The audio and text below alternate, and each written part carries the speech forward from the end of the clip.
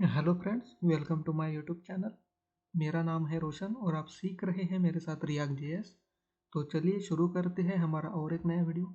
Basically friends, आज हम continue करने वाले हैं हमारे लास्ट टॉपिक को। हमारे लास्ट वीडियो में हमने देखा था कि हम किस तरह से डायनेमिक एलिमेंट्स डिस्प्ले करा सकते हैं रिएक्ट जेएस में। ओके, जहाँ पे हमने देखा था कि अगर हमारे पास कोई प्रोडक्ट्स का मान लो एक एरे है और हम एक एक प्रोडक्ट को डायनामिकली एक HTML के एलिमेंट में अगर डिस्प्ले करवाना चाहते हैं तो हमें कुछ इस तरह से रिएक्ट मैप मेथड का यूज़ करके हम उसे करते हैं। ये हमने देखा था। लेकिन फ्रेंड्स, यहाँ पे अगर हम इसे ब्राउज़र में ओपन करके देखते हैं तो हमारा जो आउटपुट होता है वो तो सब कुछ परफेक्ट से हमें दिखता है फ्रेंड्स। लेकिन अगर हम यहाँ पे एक कंसोल ओपन करके देखें तो एक वार्निंग हमें दिखती है, हमें each child in list should have a unique की प्रॉप। ओके, तो बेसिकली ये क्या है? ओके, देखिए फ्रेंड्स, अगर हम यहाँ पे इसे मतलब फिक्स ना करें तो प्रॉब्लम तो कोई हमें दिख नहीं रहा है अभी। ठीक है, अभी तो हमारा लिस्ट प्रॉपर से वर्क कर रहा है।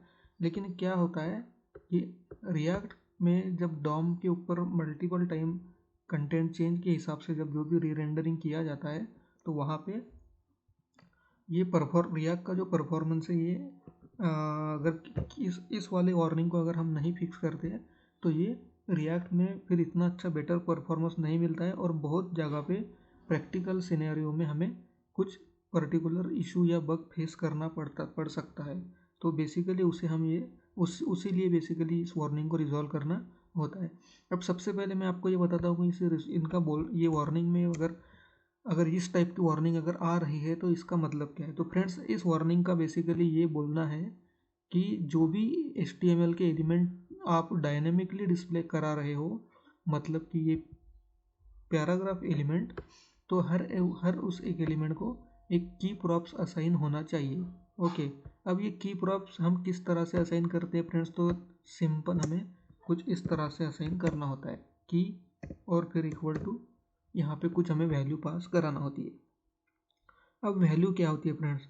तो वैल्यू कुछ भी 1 2 3 4 कुछ भी वैल्यू हम यहाँ पे दे सकते हैं। लेकिन जो वैल्यू हमें देनी है वो कुछ इस तरह से देनी है कि हर एक पैराग्राफ एलिमेंट के लिए, मतलब कि हर एक HTML एलिमेंट के लिए वो वैल्यू यूनिक होनी चाहिए। मतलब अगर हमारे पास 1000 प्रोडक्ट भी अगर इस एरे में आ जाते हैं इन फ्यूचर, तो 1000 बार हमारे जो पैराग्राफ एलिमेंट डायनेमिकली क्रिएट होने वाले हैं हमारे डॉम पे, ओके, हमारे HTML ट्री में, तो हर एक पैराग्राफ एलिमेंट का एक यूनिक आईडी वहाँ पे होना चाहिए। ठीक है, यूनिक आईडी मिलना चाहिए।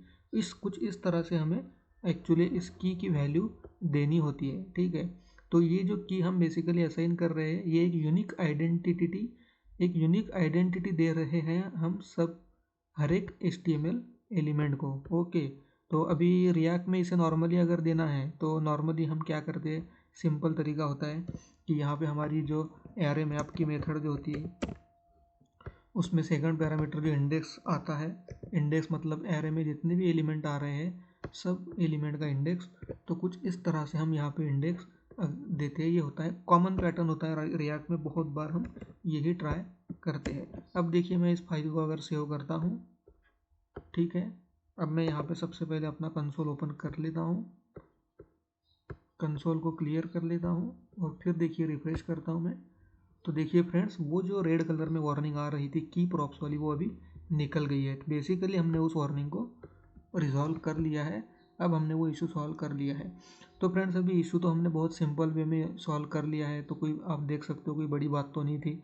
बस हमें HTML के एलिमेंट को एक की प्रॉप्स ऐड करना थी। कुछ इस तरह से हमने उसे यूनिक वैल्यू दे दी। अब जितने बार भी एरे में जितने भी प्रोडक्ट आएंगे तो हर बार जितने भी हमारे HTML के पैराग्राफ एलिमेंट क्रिएट होने वाले हैं, हर एक एलिमेंट को एक यूनिक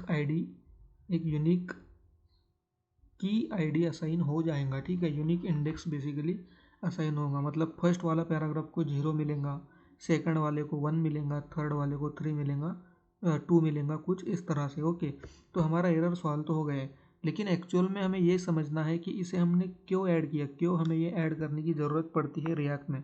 क्योंकि हम ये ऐड नहीं कर रहे थे तो हमें बस वार्निंग मिल रही थी बाकी हमारा एप्लीकेशन जो है वो तो ऑलरेडी चल ही रहा था, वहाँ तो कोई बग नहीं मिल रहा था हमें, ठीक है।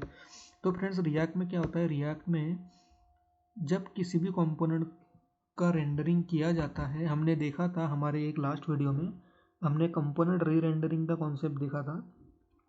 उसमें हमने देखा था कि रिएक्ट में क्या होता है, रिएक्ट के कंपोनेंट का एक जो बिहेवियर होता है वो क्या होता है कि जब भी रिएक्ट के कंपोनेंट में प्रॉप्स चेंज किया जाता है या फिर कंपोनेंट का स्टेट चेंज किया जाता है, मतलब कि जब जब कंपोनेंट का प्रॉप्स या तो स्टेट अपडेट होते हैं, ओके, उस हर केस में कंपोनेंट फिर से पूरा री रेंडर होता है, मतलब बेसिकली कंपोनेंट फिर से रेंडर किया जाता है, तो फिर से री रेंडरिंग होता है उस कंपोनेंट का, ओके। इसीलिए हमें नई अपडेटेड वैल्यूज़ जो होती है हमारी प्रॉप्स की बोलो या फिर स्टेट्स की बोलो, तो नई अपडेटेड वैल्यू हमें दिखाई देती है। ये हमने बहुत अच्छे से देखा था।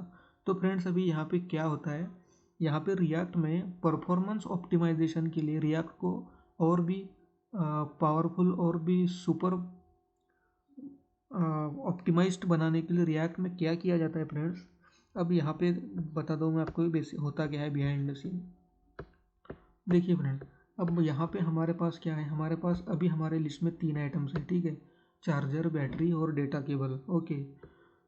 तो फ्रेंड्स रिएक्ट में क्या होता है कि अगर अब कुछ टाइम के बाद यहाँ पे मान लो इस पेज पे कुछ बटन्स है, कुछ फंक्शनैलिटीज़ होने वाली है, ठीक है, कहीं से भी यूज़र कुछ फंक्शनैलिटी करने वाला है, ओके, किसी भी कंपोनेंट से डेटा अपडेट होने वाला है, तो अगर मान लो हम अगर की असाइन नहीं करते हैं, ठीक है, अगर हम की प्रॉप्स असाइन नहीं करते तो एक भी एलिमेंट को अपना खुद का कुछ यूनिक आइडेंटिटी नहीं है, ठीक है। बस नॉर्मली क्या है, हर एक एलिमेंट एक नॉर्मल पैराग्राफ है और उस पैराग्राफ में कुछ कंटेंट डाला हुआ है, ठीक है।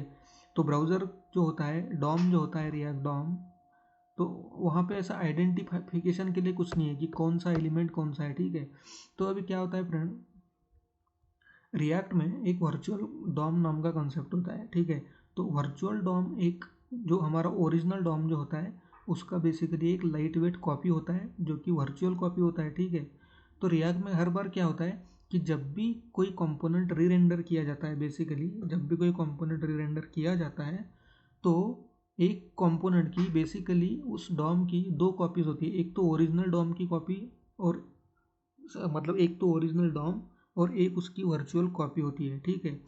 तो जब भी कोई री रेंडरिंग किया जाता है तो उस टाइम पे क्या होता है कि रिएक्ट मतलब रिएक्ट की लाइब्रेरी बेसिकली क्या करती है, बिहाइंड द सीन क्या करती है कि जो फिर से री रेंडर होने जो डेटा जा रहा है, ठीक है, तो उसमें बेसिकली कौन सी चीज़ें कंप्लीटली नए से चेंज हो रही है। तो मान लो फ्रेंड्स, अब अभी मेरे डॉम के ऊपर क्या है, मेरे डॉम के ऊपर अभी 3 पैराग्राफ एलिमेंट है, ठीक है। और फिर यहाँ से अगर कोई एक नया एलिमेंट अगर हम डायनामिकली ऐड करते हैं, ठीक है, अब यहाँ पे एक बटन है, मान लो एक बटन है, कोई टेक्स्ट फील्ड है, वहाँ से यूज़र अगर ऐड करता है तो फिर से एक नया एलिमेंट यहाँ पे ऐड होने वाला है, कुछ इस तरह की फंक्शनलिटी अगर है, तो क्या होने वाला है कि इस लिस्ट में फिर से हम एक फोर्थ एलिमेंट अगर हम ऐड कर रहे हैं, ठीक है, कुछ इस तरह की फंक्शनलिटी है। तो रिएक्ट में क्या होता है फ्रेंड्स कि रिएक्ट में देखा जाता है, रिएक्ट में सबसे पहले कंपेयर किया जाता है, ठीक है। अब ये जो नया डॉम जो बन रहा है तो इसमें और इसकी जो कॉपी थी उस कॉपी में दोनों में चेक किया जाता है कि एक्चुअल में कौन सा एलिमेंट नए से ऐड हो रहा है, ठीक है। तो बेसिकली रिएक्ट चेक करता है कि भाई ये जो एलिमेंट है ये मेरे पास में ऑलरेडी था क्या, तो अभी हम की असाइन नहीं करेंगे, यूनिक आइडेंटिटी नहीं असाइन करेंगे तो फिर कैसे पता चलेगा, ठीक है। तो बेसिकली यूनिक की इसीलिए असाइन कर दे कि अब देख रिएक्ट में देखा जाता है, मतलब बिहाइंड द सीन चेक किया जाता है कि ये जो फर्स्ट वाला एलिमेंट है ये हमारे पास में था क्या, हाँ था, ये ऑलरेडी था, तो फिर इसे बिल्कुल भी कुछ नहीं टच किया जाता है। फिर सेकंड एलिमेंट देखा जाता है, ये था क्या, था, ये भी था। फिर थर्ड देखा जाता है, हाँ ये भी था। और फिर फोर्थ जो नया आइटम देखा जाता है वो देखा जाता है कि हाँ ये नहीं था, तो फिर बस उसी एलिमेंट को बेसिकली डॉम पे रेंडर किया जाता है। तो जब जब कोई नया एडिशन होता है ऐसे इस तरह के डायनामिक लिस्ट में, ओके, या फिर डिलीशन होता है, मतलब किसी एलिमेंट को हम रिमूव कर रहे हैं या फिर किसी एलिमेंट को ऐड कर रहे हैं, तो उस टाइम पे ये की प्रॉप्स का यूज़ होता है रिएक्ट के परफॉर्मेंस के लिए, ओके। तो एक तो परफॉर्मेंस के लिए होता है और दूसरा होता है एरर सॉल्व करने के लिए। अभी क्या होता है कि अगर हम की असाइन ना करें तो कुछ केस में हमें बग देखने को मिलता है, कुछ केस में हमारी फंक्शनलिटी जो हम एक्सपेक्टेड हमें होता है उस हिसाब से वर्क नहीं होती है। अब देखिए इसका एग्जांपल हम आगे हमारे इस सीरीज़ में जैसे जैसे हम आगे प्रोजेक्ट्स देखेंगे, प्रैक्टिकल करके देखेंगे, तो उस टाइम पे ये सब हमारी टॉपिक्स जो है, ये हमारे सब जो प्रॉब्लम्स हैं, ये आने वाले वीडियोज़ में क्लियर होने वाले हैं, ठीक है। लेकिन अभी हम यहाँ पे सिर्फ कंसेप्ट को समझ रहे हैं कि इसका इंपॉर्टेंट क्या है। तो बेसिकली ये इंपॉर्टेंट होता है उस एलिमेंट को यूनिकली आइडेंटिफाई करने के लिए, ताकि रिएक्ट की लाइब्रेरी जो होती है बेसिकली डॉम के ऊपर अंडरस्टैंड कर सके कौन सा एलिमेंट जो कि नए से ऐड हो रहा है और कौन सा एलिमेंट एग्जैक्टली डिलीट हो रहा है, ठीक है। क्योंकि अगर ये यूनिक आइडेंटिफिकेशन हम नहीं देते हैं तो फिर बहुत बार हमारी फंक्शनलिटी क्या होती है, हमें जैसा चाहिए वैसे उस वे में वो वर्क नहीं होती है।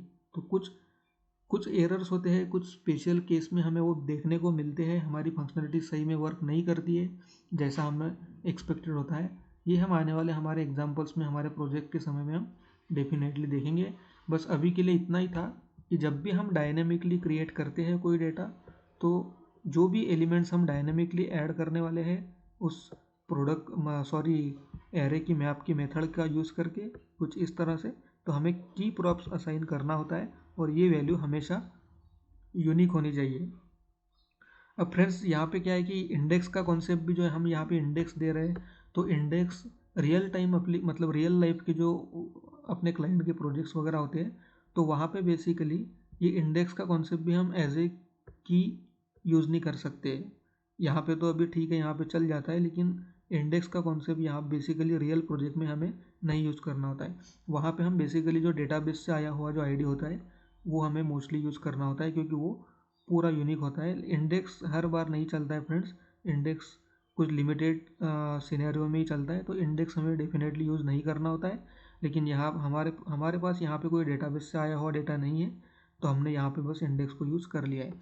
तो कुछ ये था की का कॉन्सेप्ट रिएक्ट में। वो जो वार्निंग हम देख रहे थे उसे हमें वैसा ही छोड़ना नहीं होता है, हमें उसे फिक्स कर देना होता है, ताकि हम आगे आने वाले जो बग्स है, जो एरर्स है हमारी फंक्शनलिटी में, उन्हें हम सॉल्व कर सके, उन्हें अभी हम फिक्स कर सके।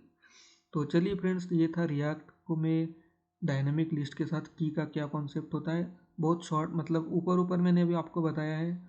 अभी आने वाले सेक्शन में हम प्रैक्टिकल एग्जांपल देखेंगे हमारे प्रोजेक्ट के समय, तब आपको अच्छे से क्लियर हो जाएगा। तो चलिए फ्रेंड्स, अभी इस वीडियो को यहाँ पे एंड करते हैं। Bye friends.